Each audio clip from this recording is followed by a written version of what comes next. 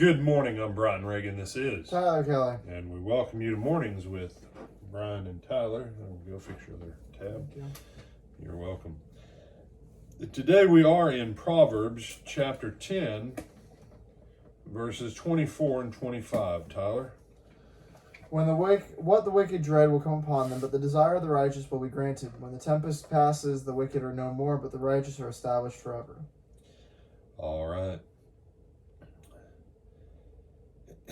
And overall, what endures throughout time? The works of the righteous. We remember the stories about Rome and Rome's wickedness. We remember the stories about the Inquisition and things like that. But overall, what endures are things of value, things of quality, things of righteousness, or the things that the righteous did. Those are the works that continue on throughout time. And what the wicked dread will come upon them, there is a point. And the world is a little bit different right now than it has been in the past. Now, it's not different than it's ever been. I think the world now is getting to be very similar to what the world was like in the days of Noah. And Jesus told us that that before his coming, things would be like it was in the days of Noah, and his coming would be like it was in the days of Noah. Everybody's going about their business, not thinking about God, just going about their normal routines of life, marrying, giving in marriage, all that stuff. And then the Lord comes in judgment. But, what is it that the wicked dread? The wicked dread all kinds of things. But if you're righteous, and here's the difference, and I want you to understand this. The desire of the righteous. What is it that the righteous desires? Now, some people try and make it. God isn't saying that you have to go, oh, my desire is for everyone to be saved in the name of Jesus. No, that's not what he's talking about. First of all, Tyler, do you understand it is God's will that everyone should be saved? Yes. But it is also God's not so naive and stupid as to believe everyone will be saved. Yes. And see, when people go, oh, but it's a righteous desire to want the whole planet saved. No, that's not. It's a righteous desire to unite your will with the will of God, and that it is your will to see all men saved, to work toward that end.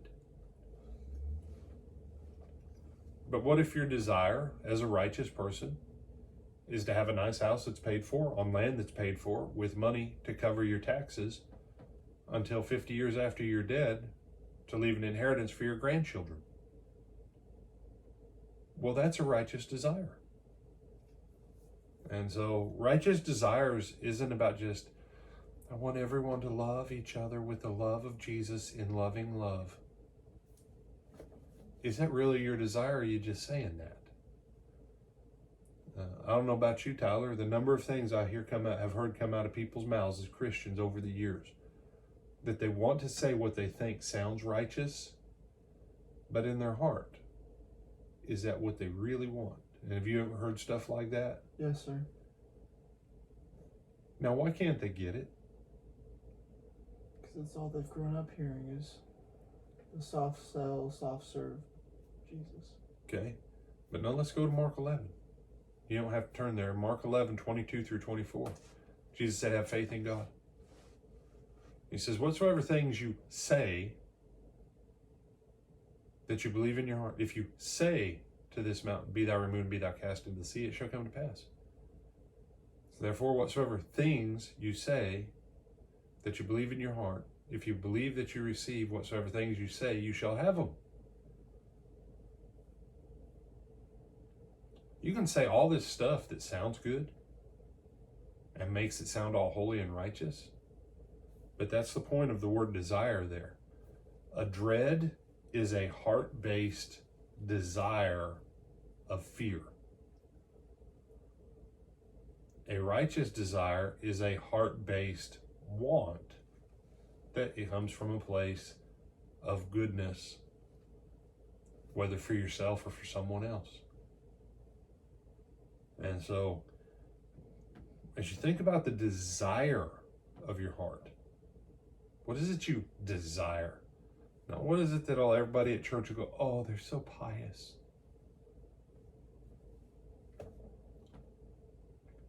I like my truck that I have now. I want to keep it. And I want a new truck. I want my truck I have now because that's the one I enjoy driving. But I want a new truck so that if I need to make a 36-hour trip somewhere, I'm not thinking about anything mechanical on my truck. So you want two trucks? Uh-huh. There's the truck I enjoy, then there's the truck that I would want to be able to use for anything else other than daily life. And some people, no, see, that's okay. That's a righteous desire.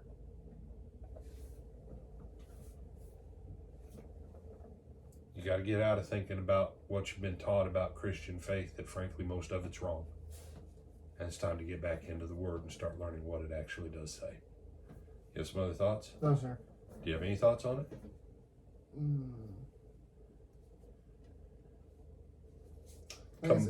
Go ahead. I think it's interesting, though, that when the tempest passes, the wicked are no more, but the righteous are established forever. Because even though the storm comes, the storm doesn't take out those who are righteous. And what passage does that make you think about in the Gospel of Matthew chapter 7, verses 24 through 28? The rains came down and the floods came up. The righteous and the wicked both get hit with the same storm. Mm-hmm. Only one of them endures it and comes out okay. Good point, Tyler. I'm Brian Reagan. This is Tyler Kelly. And we promise lunchtime will be shorter. Come back and see us at lunch.